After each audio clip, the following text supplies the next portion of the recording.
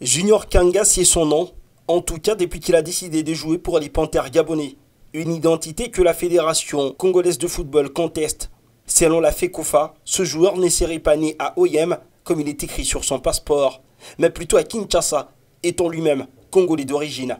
Pour appuyer sa démarche, la FECOFA a élaboré un dossier béton. Il est renseigné dans ce dossier que le joueur a été adopté par un Gabonais, puis naturalisé Gabonais. Chose que n'a pas fourni Tonga, encore moins la FEGAFOOT, dans les documents présentés à la Confédération africaine de football. Tout est parti d'une information lâchée par des membres de la FECOFA, lui-même un ancien dirigeant du premier club de Junior Kanga. À l'époque, l'actuel Gabonais portait le nom de Kaku Kaku. Pour le prouver, une licence a été brandie par la Fédération congolaise de football association. Ce document renseigne aussi que le joueur est passé par le Manga Sport de Médard Loussadissou, actuel directeur national adjoint de la RDC. Cette bataille administrative a commencé depuis l'élimination de la RDC dans la course à la qualification pour la phase finale de la CAN 2021. Et c'est un missile qui se dirige droit vers le Gabon. Surtout que les Panthères ont plusieurs fois utilisé le joueur qui compte à ce jour plus d'une vingtaine de sélections. Au Gabon, on est bien inquiet.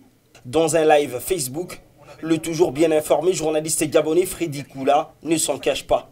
Les charges retenues contre les Panthères sont accablantes. Qui est extrêmement grave.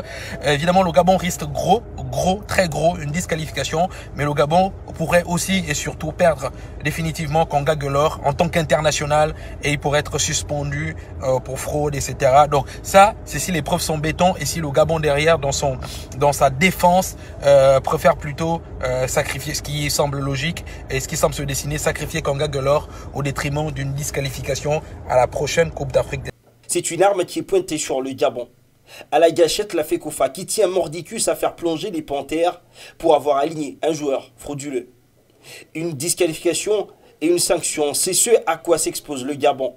En attendant, la CAF qui examine encore ces dossiers a demandé à la Fédération gabonaise de football de lui fournir des éléments de défense en démontrant que le joueur est bel et bien gabonais.